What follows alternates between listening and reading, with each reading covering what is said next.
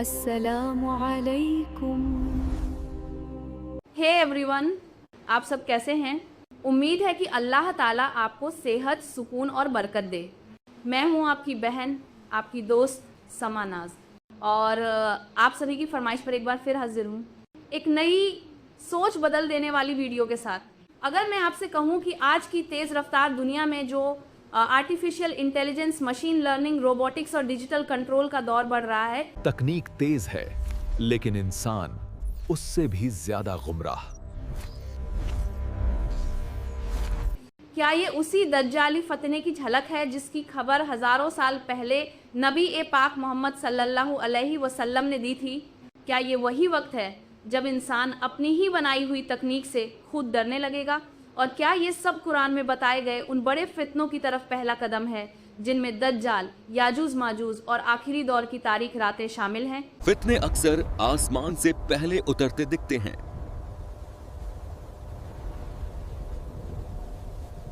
चलिए एक ऐसी कहानी सुनते हैं जो आज की दुनिया के हर समझदार इंसान को सोचने पर मजबूर कर देगी।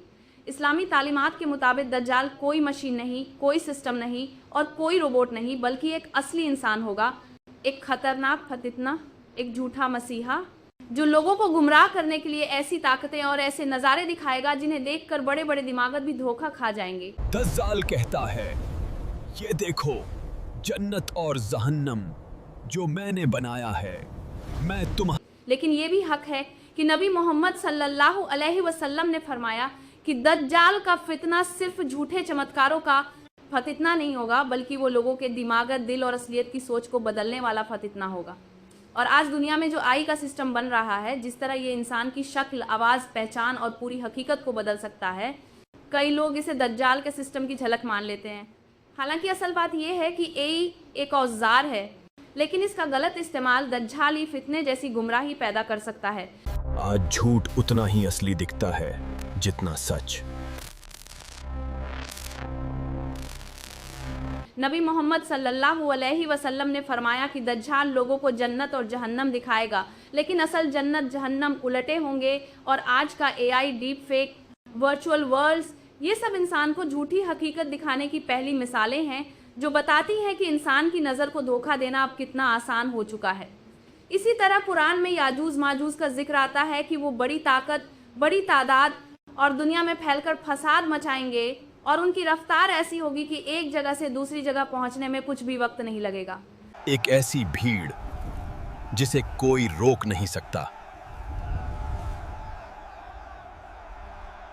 आज की दुनिया में internet, digital system, cyber control, ये सब एक सेकंड में पूरी दुनिया का सिस्टम हिला सकते हैं। और कुछ लोग इसे याजूज माजूज के फैलाव की ताबीर समझ लेते हैं, लेकिन सच्चाई ये है कि असली याजूज माजूज इंसानी कौमें होंगी जो आखिरी दौर में बाहर निकलेंगी।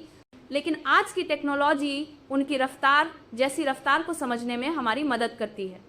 नबी मोहम्मद सल्लल्लाहु अलैहि वसल्लम ने बताया कि क़यामत के करीब इल्म उठेगा, जहालत फैलेगी, फितने बढ़ेंगे, झूठ सच्चाई बन जाएगा और लोग उस आवाज़ की ताबेदारी करेंगे जो उन्हें खुद पसंद आती है।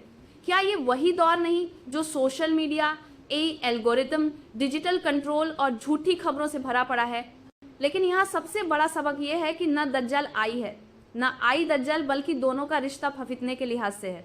यानी इंसान अगर तकनीक को गलत इस्तेमाल करे, हक को छोड़ दे और झूठे नज़ारों पर भरोसा करने लगे, तो यही दज्जाली फितना उसके अंदर पैदा हो जाता है। इस्लाम कहता है कि दज्जाल का मुकाबला सिर्फ एक चीज़ कर सकती है, हक, इल्म, ईमान और सब्र। और याजूज माजूज के ज़माने में अल्लाह की मदद के बिना कोई सहारा नहीं होगा। कुरान बताता है कि असली काम इंसान का ये नहीं है कि वो इस दुनिया की तकनीक को ख़त्म करे, बल्कि ये कि वो अपने दिल, अपनी नज़र और अपनी सोच को मजबूत करे। नूह अलैहिस्सलाम के दौर में लोग कश्ती देखकर हंसे थे, आज लोग क़यामत की अलामत सुनकर हंसते हैं, लेकिन हक एक दिन सामने आकर रहेगा। इसीलिए आज की ए दुनिया में हमारा काम डरना नहीं बल्कि होशियार रहना है, क्योंकि दज्जाल से पहले दज्जाल का सिस्टम आता है, और वो सिस्टम गलत सोच, गलत इल्म और गुमराही की बुनियाद पर खड़ा होता है।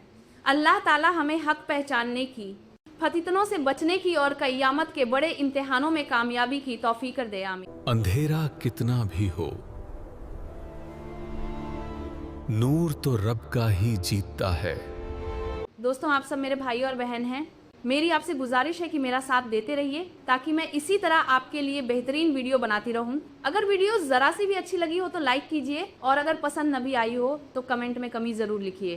انشاءاللہ میں جواب بھی دوں گی اور اس کمی کو دور کرنے کی پوری کوشش کروں گی. اور چینل کو ضرور سبسکرائب کر لیجئے. اللہ تعالیٰ آپ سب کی حفاظت فرمائے. اللہ حافظ.